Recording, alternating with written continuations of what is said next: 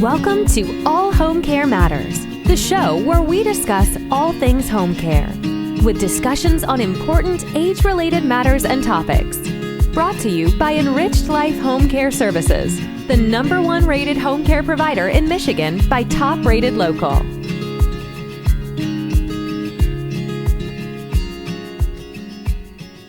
Hello, and welcome back to All Home Care Matters. If this is your first time visiting us here at the show, we want to say thank you for taking time out to be with us today.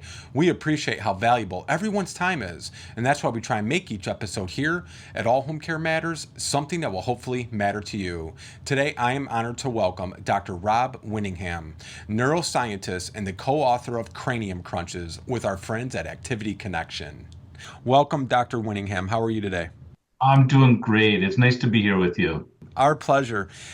I want to kind of start off with, you have your Ph.D. in neuroscience. And for viewers and listeners who may not really understand what neuroscience is, how would you summarize that for somebody unfamiliar with it?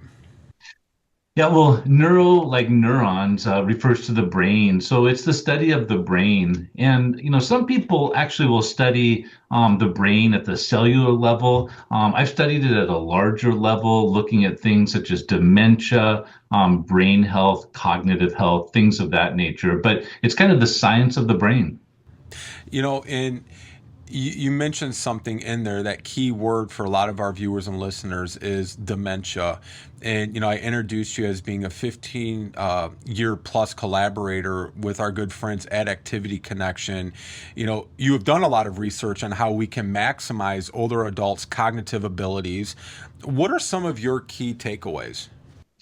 Yeah, the field has been really active for the past 25 years. And the question I would give you now is quite different than what we would be able to confidently say 20 or 25 years ago.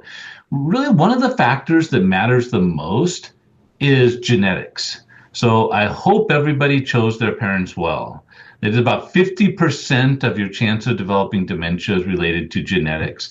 There's not much we can do about that. But the science has focused on the other 50%, the 50% that's in our control. And the sum of that work is really significant. One researcher estimated if we can delay dementia by just 4 years, we'll cut the incidence in half. And we now have the tools to do that. They include things such as physical activity, physical exercise. That's probably the area that's been studied the most, probably followed by cognitive exercise, cognitive stimulation. And that's something that Activity Connection has done to support many people. But also social engagement, reducing loneliness is important. Social engagement is a form of cognitive exercise by itself, and that can't be discounted. More recently, there's been quite a bit of convincing research on mindfulness training, meditation, even some of the apps that people can get from their phone can teach them how to take advantage of that. That's been shown to improve cognition, delay the chance of dementia. And then there's just certain health conditions you want to avoid. One of the biggest ones, this might surprise people, but diabetes puts people at dramatically increased risk for dementia, as does hypertension, high blood pressure. The second most common cause of dementia is related to a stroke, which is very much related to hypertension, and then avoiding things like depression and anxiety. You put all of that together, we have a lot of control over our cognitive and mental lives as we age. Yeah, absolutely. The mental and emotional well-being is important, as you were mentioning. What are some types of physical activities that seem to be the most important in really maximizing that memory ability as we, age and grow older? Yeah, good question. There, like I said, a lot of research has been done on this in this space. And I think that might surprise a lot of people listening in that the type of exercise that seems to have the greatest impact is actually strength training. Lifting light weights, doing body weighted supported exercise. People could just buy 5-10 pound weights, maybe have an appointment with a fitness trainer, develop a program. And it doesn't need to be done a lot. One study found that older adults that just did it once a week had an 11% improvement in cognition. Wow. The twice a week group had a 13%. So, doing that once or twice a week.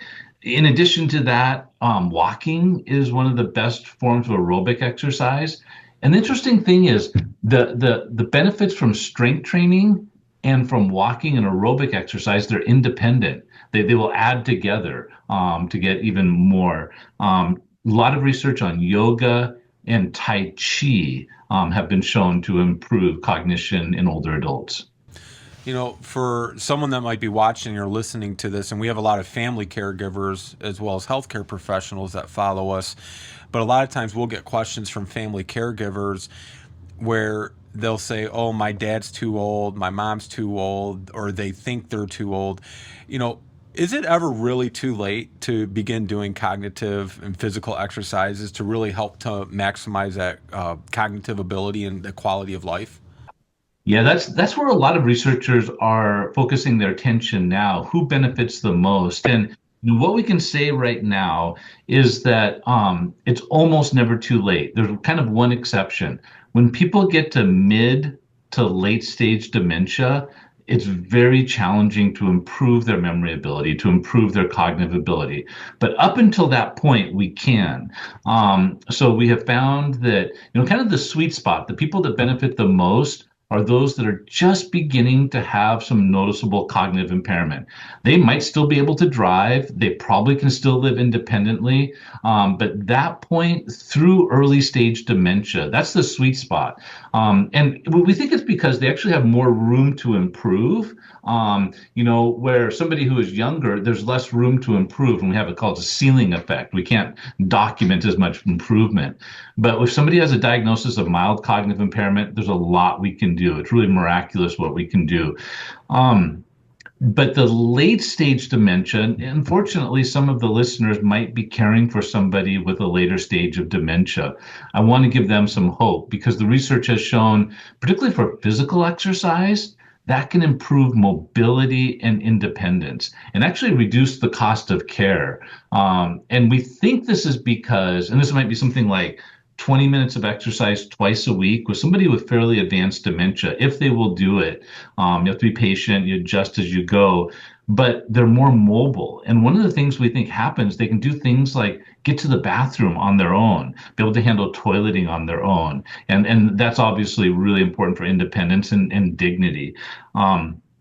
So I don't think it's never too late, and it's probably never too early. The study just came out a couple of weeks ago showing they're even able to track benefits of physical exercise in young adults, predicts better cognitive ability in older adulthood.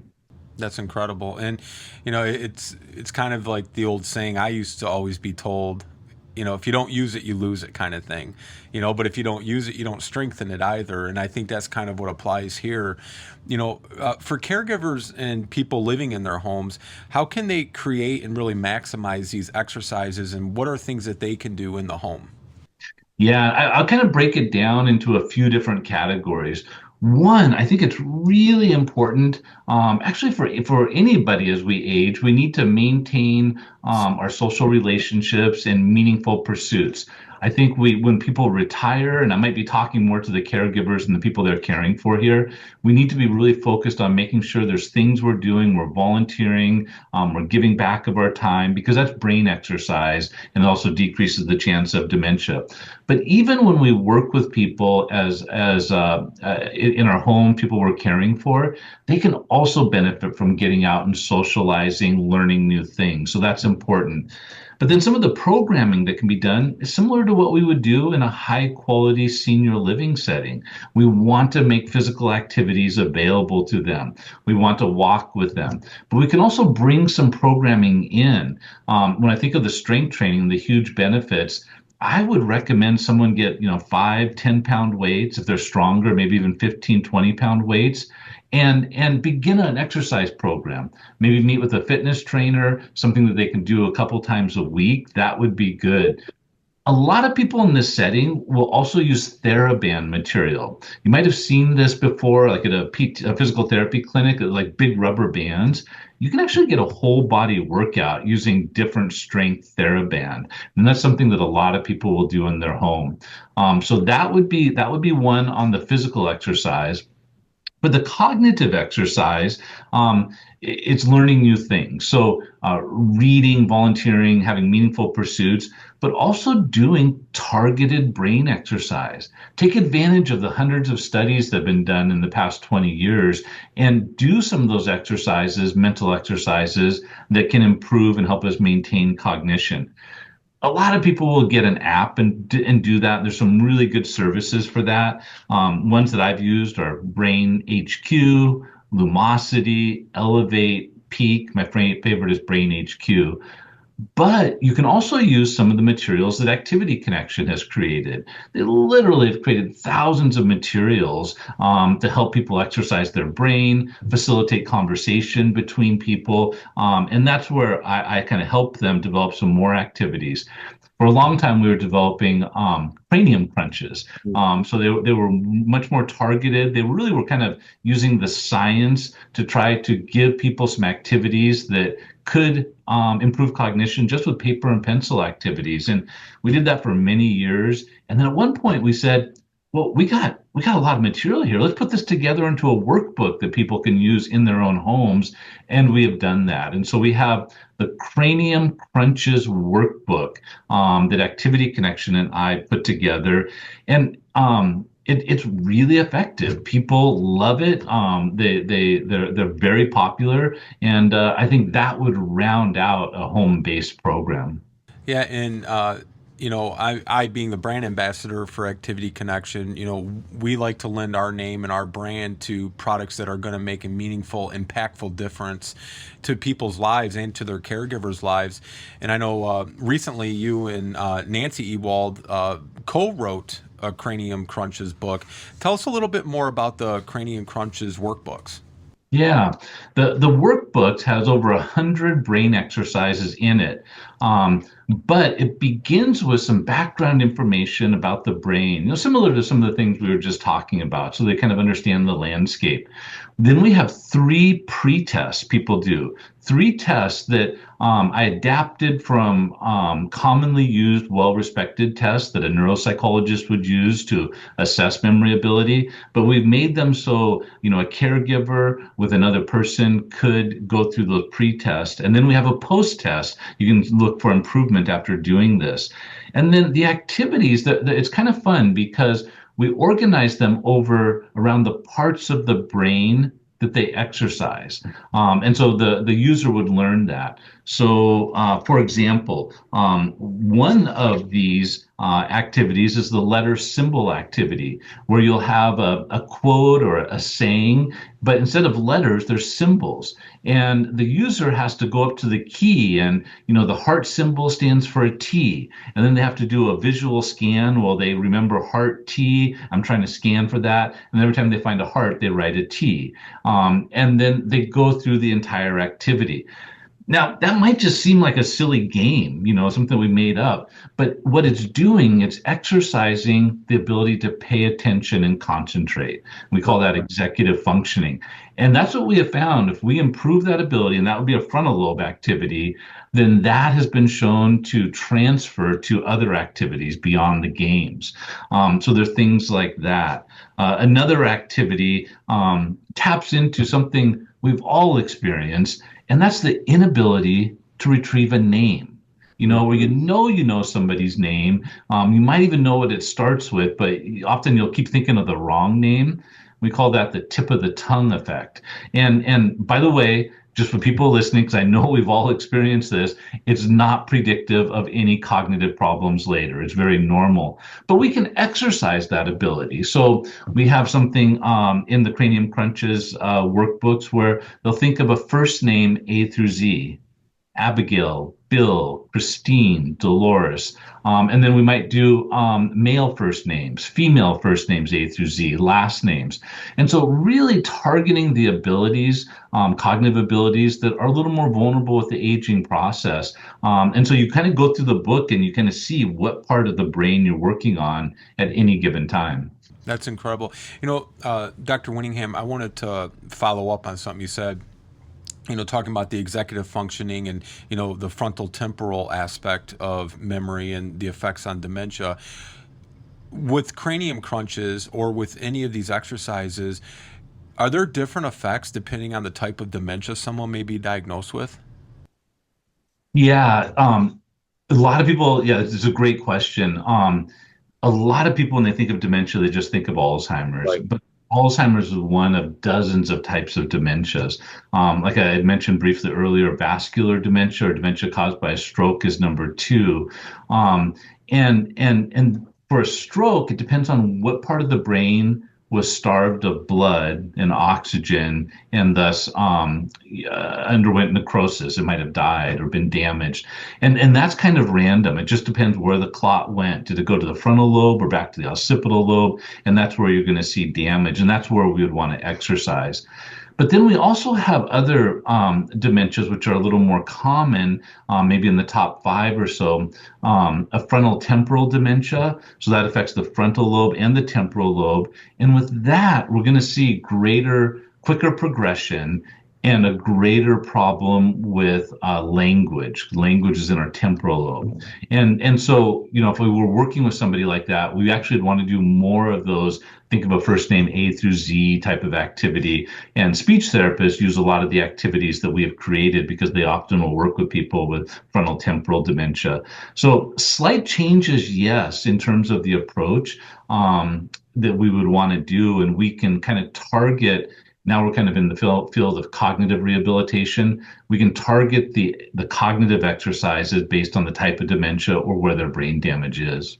Yeah, thank you for sharing that because I know, that's the other thing with Activity Connection.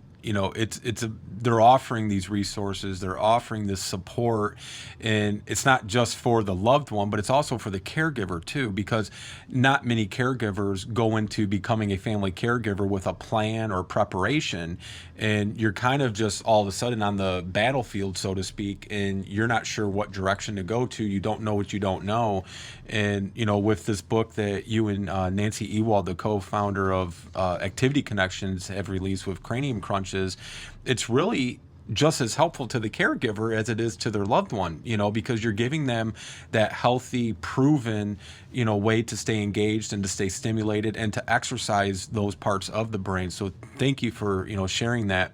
But that kind of ties into my next question. Is there scientific evidence that supports doing these types of brain exercises that are in Cranium Crunches? Yeah, there is. And I probably should back up and kind of tell you that not all studies have found that brain exercises can improve cognition. And the people that it's harder to show the improvement are younger people. If you did it with college age students or young adults, it's very difficult to actually do an intervention for, say, 2 months and then document an improvement because they're already doing that. It's back to that ceiling effect I was talking about earlier. And so some studies have found what we call null results or a lack of significant results in those studies. Some other researchers probably found some null results because they weren't doing the right types of exercises. They just thought doing things like crossword puzzles by themselves would have an effect. But we find that you really need to exercise executive functioning, the ability to pay attention and inhibit, not think about something or not do something. But the activities that exercise executive functioning, those seem to work better. So, 2 years ago, a student and we pulled together all of the published research and we looked at what are called meta-analyses, where a paper will take all of the published research, they combine it and look at this. And we published a paper in a journal called Topics in Geriatric Rehabilitation. And it was clear, we're now at the point that well-designed, well-executed cognitive exercises like those in Cranium Crunches do lead to significant improvements. And what's really important, those improvements go beyond the games. They transfer to the everyday activities people need to do. And so that was a really important paper where we were literally looking at hundreds of studies. And when we add them together, you literally can combine the data. We're finding significant effects. And it was in that paper, actually, some interesting things kind of popped out. We found that people with mild cognitive impairment, kind of the very early stages, benefit most from the brain exercises. And I think that is kind of the target audience we're seeing here with Cranium Crunches. But yes, the scientific evidence is now there for doing things like Cranium Crunches. That's incredible. And we're going to talk here in a minute about where people can go to get their copy of Cranium Crunches. But you also have, and I don't want to spoil any surprises, but you're expecting to have 2 more volumes come out before the end of 2025. Yeah, that's correct. We probably should have done this earlier because the people love the Cranium Crunches. And if I go to Amazon and I type in Cranium Crunches, the first thing that pops up is Volume 2, which doesn't exist. It tells me people might be searching for it. But yeah, by the end of 2025, we're going to have 2 more volumes, which is important. So people can do this for years. The other thing that we're going to be adding a few more challenging activities, maybe things the caregivers want to do themselves. They also need to keep their brains sharp and exercise. So we're really excited to have those new volumes coming out soon. No, that's incredible. And it just shows the profound impact that, your book and, Nancy Ewald's book is having on these people all over and people you may never even hear from. Are there any parting words or anything else you'd like to share with our viewers and listeners? Well, the one thing I just want to say, and this probably is said frequently, is that please, caregivers, take care of yourself, engage in the self-care, and the same things that I was talking about that are good for the people that you care for are also good for you. Physical exercise, cognitive exercise, social support, engagement, and having a meaning and purpose. The other one that I would probably also add for everybody is sleep. Has a big effect on our cognition as well. So those are the parting words. And I just want to say just a little bit of effort and we can improve the quality of life for those we care for. So glad we have these products available. Yes, and thank you, Dr. Winningham, for all the work you're doing and really your life's work that you've dedicated to, studying the brain and trying to make breakthroughs and find ways that can improve the quality of life, not only for loved ones with cognitive impairment or cognitive decline, but also for their family and loved ones as well. So thank you for that.